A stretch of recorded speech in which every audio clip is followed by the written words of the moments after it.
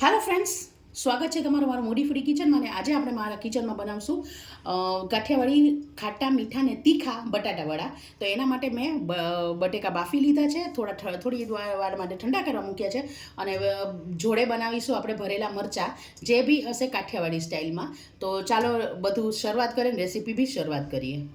તો તમે જોઈ શકો છો કે આપણે બટેટા મેં સ્મેશ કરી લીધા છે. હવે એમાં આપણે અડધું ખમણેલું અદરક નાખીશું. મેં 3 થી 4 લીલા મરચાં લીધેલા છે, લવિંગિયા મરચાં. તમારે તીખું જેવું રાખવું એવું તમારા ઉપર છે.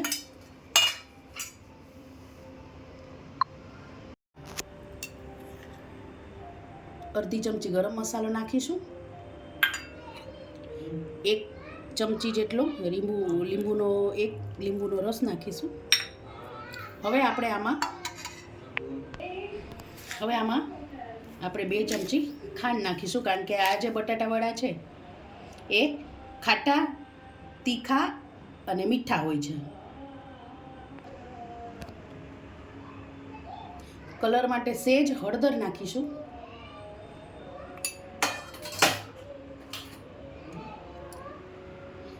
એક ચમચી ધાણા જીરું નાખીશું. સ્વાદ અનુસાર મીઠું નાખીશું.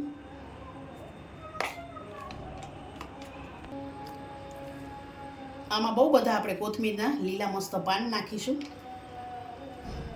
હવે આપણે આ બધા મસાલાને મિક્સ કરી લેશું. તો આપણો બટાટાનો માવો પૂરી રીતે તૈયાર છે. તો ચલો આપણે ભરેલા મરચાંની પ્રોસેસ ચાલુ કરીએ. હવે આપણે ભરેલા મરચાં કરવાના છે ભજીયા, એટલે એના માટે મેં લોટ થોડું તેલ નાખીને શેકી લીધો છે, ચણાનો લોટ. હવે આપણે આપણો જે ચણાનો લોટ છે થોડોક શેકી લીધો છે, જેથી આપણે કાચો ટેસ્ટ ના આવે. પછી એની અંદર મેં થોડા સિંગદાણા લઈ લીધા છે, અધકચરા વાટેલા. એને બી આપણે વ્યવસ્થિત મિક્સ કરશું. હવે થોડી વરિયાળી લઈ લીધી છે, જેનાથી આપણા ભજીયામાં થોડો સારો એવો ટેંગી વરિયાળીનો સ્વાદ આવશે.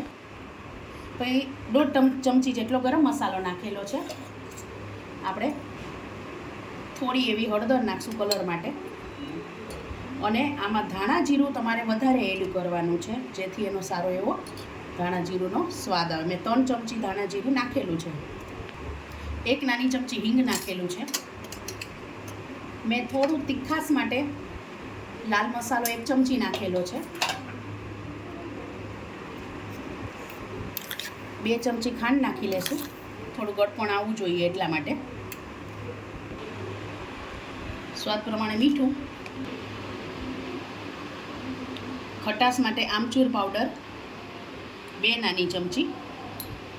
હવે આપણે આપણા મસાલાને લાલ કલર દેવા માટે સેજ કશ્મીરી મસાલો નાખશું, 2 મોટી ચમચી.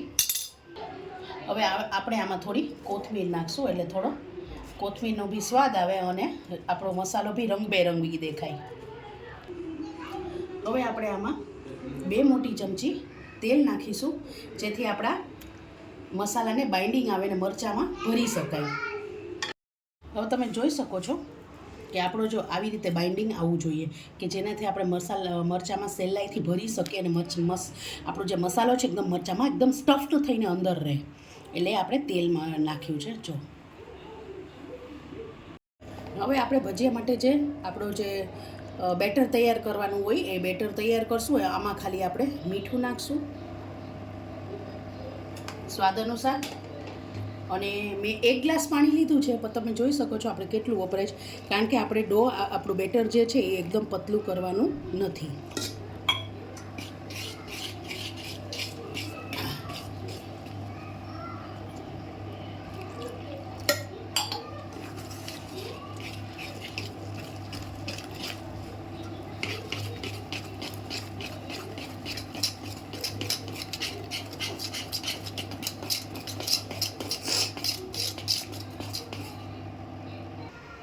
તમે જોઈ શકો છો આપણું બેટર એકદમ રેડી છે, લમ્સ નથી.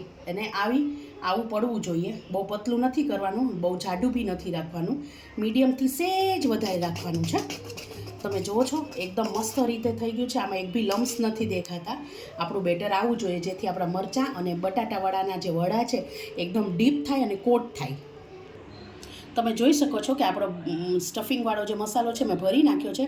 અને ભરતા પહેલાં મેં આપણા મરચાં જાડા છે પણ તીખા ના લાગે એટલા માટે મેં મરચાંને બી અને નસો કાઢી લીધી છે. અને આપણે બટેકાના જે વડા છે એ બી કરીને મૂકી દીધા છે. આપણે ચપટી એક ખાવાનો સોડા, ભજીયાના સોડા નાખશું. અને આ જ ભજીયાના સોડા ઉપર આપણે થોડુંક આપણું ગરમ થયેલું જે તેલ છે એ થોડું નાખી દઈશું.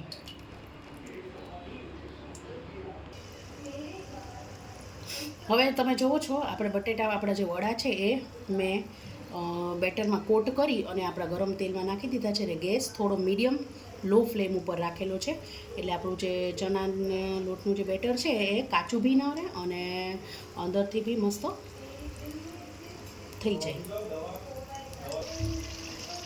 તમે જોઈ શકો છો મેં બટેકા વડા થઈ ગયા પછી મેં મરચાં ભજીયા બી નાખી દીધા છે.